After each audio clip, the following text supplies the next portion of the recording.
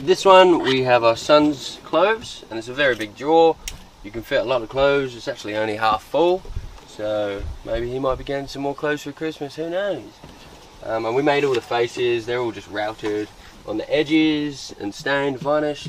And then around here we have 2 more drawers stacked on top of each other, and this is mine and Ashley's drawers. So we just have all of our clothes here, and it's a bit of a funny shape because we wanted to utilize as much of the drawer as possible.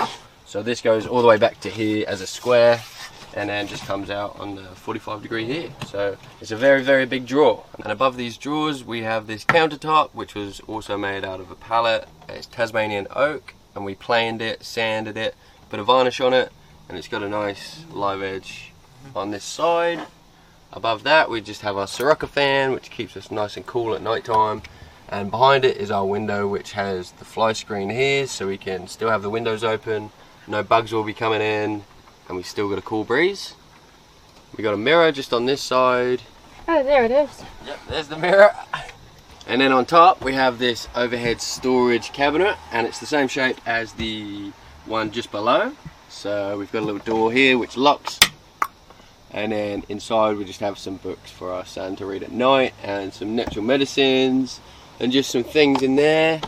And then around this side we have more just bits and bobs which we can grab. We got some books, we got a artificial plant because we've had real plants previously in our vans, and we just end up getting them caught indoors, and it's not really fair on the plant to just be getting chopped in half all the time. So I think we're best trusted with artificial.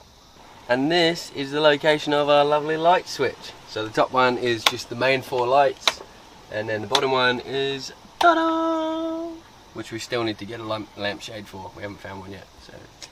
And at the back of the bedroom area we have our wardrobe, which hangs all of our clothes. So you can see them when you wake up in the morning and decide, I want to wear that. They're actually all Ash's clothes, so that's not my thought process, that's Ashley's.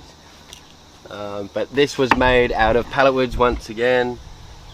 These are just big 2x4s which I cut and screwed and glued together, and then just carved them out using a jigsaw and a grinder, and they came out looking pretty much like a stick. I think they'd pass as maybe being real if you were squinting. And then we just had the boards just to keep it all enclosed, and then underneath all of the clothes we have a big trunk that holds all of our spare bedding. On this side of the wardrobe, on this stick, we have this cutout section just here, and it acts as a handrail just to pull yourself up when you're sitting down. And then above, right on top of the wardrobe, we cut these fancy little circles out. We thought it looked all decorative and lovely. And holding the clothes up is this reclaimed banister. I think it might have been from a chair or something. I don't know where it came from, but it looks nice, and it's all swirly and it twists. Check it out. On the roof of our bedroom area we have this very generously sized skylight. It's a Dometic Hecky 2, and we just made the inside frames again because they were plastic and they had LED lights. We didn't really like it, so we made these wooden trims for that. And on this side we have our blackout, so if there's any street lights, whatever, we just put it on the blackout. And on the other, whoa, hello tree. And then on the other side we just have our fly screen, so we can keep the skylight open during the day and no bugs are going to come in again. This is where we sleep at night. It's the sofa converted into a double bed by pulling out this bed slider, and that locks into the side of the cabinet. We made a little channel for that to sit in, and we also made this little groove for the end to lock into. We wanted to have a levitating bed because in previous vans we've built the slide out with legs, and the legs always end up getting caught on the floor and scratching. And believe it or not, this bed sleeps a family of 3. This counter was built to this height just so that we could sit on the edge of the bed and use this as a little office area or dining area, or if you're an aspiring poet and want to write a new poem about what's outside the window, for instance trees today, then this is the spot to write it. On the back windows we have these handmade linen curtains, and that just gives us a little bit of privacy during the day. And at night time, when we don't want any light coming in, we made these blackout blinds, and they were from sun visors which we found in the op shop for like 50 cents. We sewed the edges which have magnets just inside there, and that is so that these just stick straight to the window frame. Easy and simple. At the back, on the center, at the top, is our reverse camera, which is very handy for reversing because it's such a big van, you can't always rely on your mirrors. Up here, we can see everything. In this area, we raise the floor on a platform so that we can fit all of this storage area underneath, and this goes throughout the whole of the bedroom area. On this side, it's a little bit higher and it goes all the way back into the kitchen, so if you want to bring a surfboard with you, you like surfing, you can fit it under there. And all of the things that we have underneath is kind of our garage area.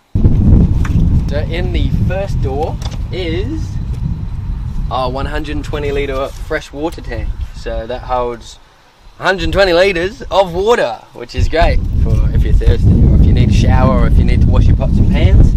Above that is our hose, which is a little curly hose, so it retracts and stretches. It's probably the best hose we've ever used in our life.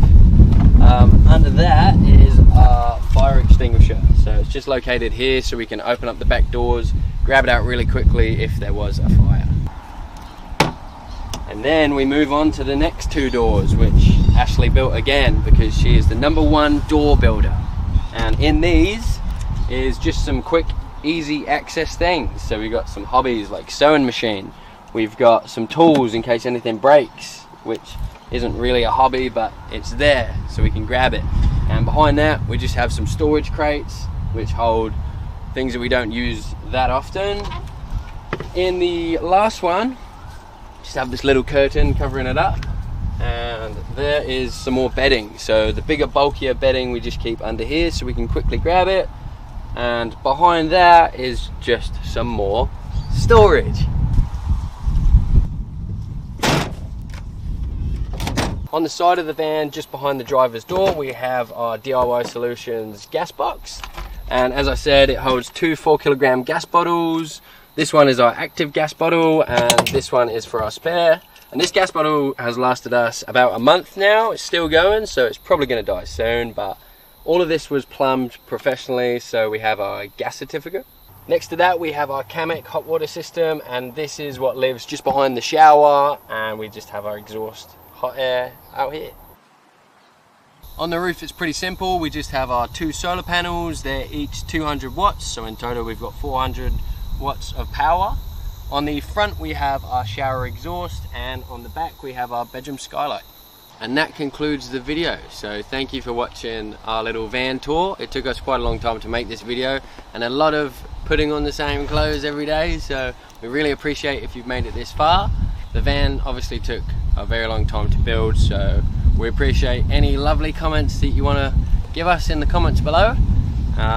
Make sure you subscribe too if you want to subscribe. We'll be making more van build videos and more walkthroughs, so stay tuned.